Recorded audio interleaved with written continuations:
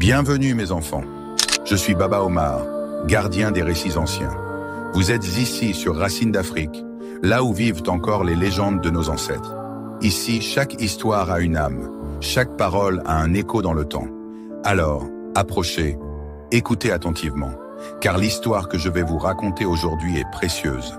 Elle a traversé les âges, portée par le vent et murmurée par les esprits. Ouvrez grand vos cœurs, car ce que vous allez entendre, vous ne l'oublierez jamais.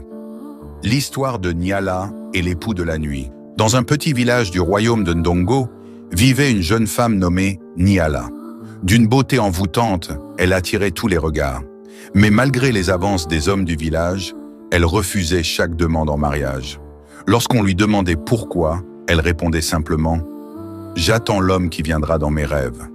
Un soir de pleine lune, alors que le vent soufflait doucement à travers les baobabs, Nyala s'endormit paisiblement. Mais son sommeil fut troublé par un rêve étrange. Un homme se tenait devant elle, vêtu d'un pagne sombre, sa peau noire luisant sous la lueur lunaire.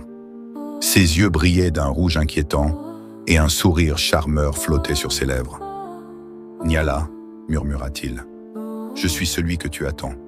Je suis ton époux. » Une chaleur étrange envahit le corps de la jeune femme. L'inconnu la toucha du bout des doigts et un frisson glacial la parcourut. Lorsqu'elle se réveilla au matin, son corps était lourd, ses muscles douloureux comme si elle avait vécu quelque chose d'intense. Mais ce n'était qu'un rêve, n'est-ce pas? La nuit suivante, l'homme revint. Cette fois, il lui parla plus longuement. Il lui raconta qu'il venait d'un royaume oublié, un lieu où les âmes errantes cherchant des épouses parmi les vivants. « Tu es mienne maintenant, Nyala.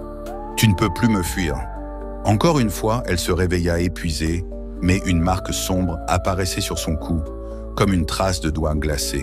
Les jours passèrent, et Nyala s'affaiblissait de plus en plus. Son teint, autrefois éclatant, devenait pâle.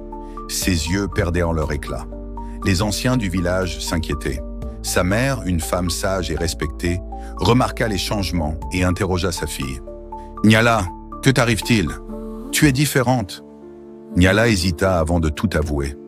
Elle raconta les rêves, l'homme aux yeux rouges, la fatigue qui l'accablait chaque matin.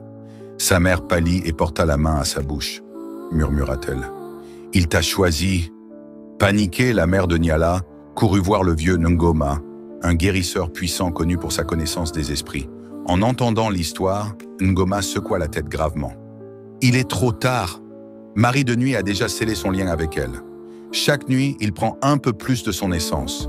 Si nous ne faisons rien, elle disparaîtra. Son âme deviendra sienne. La seule solution était un rituel dangereux. Il fallait tromper l'esprit, le piéger dans un objet sacré avant qu'il ne réclame entièrement Nyala. Au coucher du soleil, les anciens du village rassemblèrent des herbes sacrées, de l'eau bénite par le fleuve et une pierre noire censée capturer les âmes errantes. Cette nuit-là, Nyala fut placée au centre d'un cercle de protection tracé dans la terre. Ngoma récita des incantations, sa voix grave résonnant dans le vent nocturne. Mais au moment où la lune atteignit son zénith, il apparut. L'air devint glacial et une silhouette sombre se matérialisa derrière Nyala. Ses yeux rouges flamboyants de colère. « Vous ne pouvez pas me l'enlever. Elle est mienne !» D'un geste, il fit voler la poussière du sol, brisant une partie du cercle de protection. Les torches vacillèrent. Nyala se mit à trembler. Une force invisible l'attirait vers lui. « Non, je ne veux plus de toi !» cria-t-elle, rassemblant ses dernières forces. Ngoma lance alors la pierre noire en direction de l'esprit. Un cri strident transperça la nuit.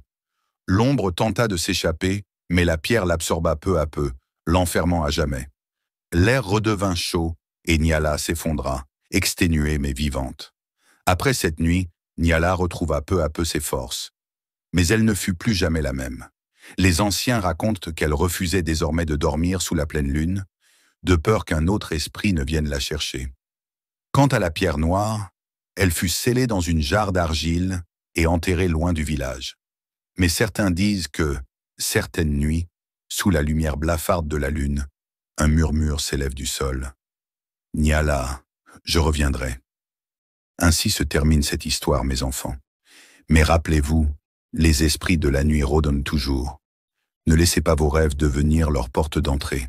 Si cette histoire vous a plu, laissez votre trace dans les commentaires et rejoignez-nous sur Racines d'Afrique. D'autres légendes vous attendent.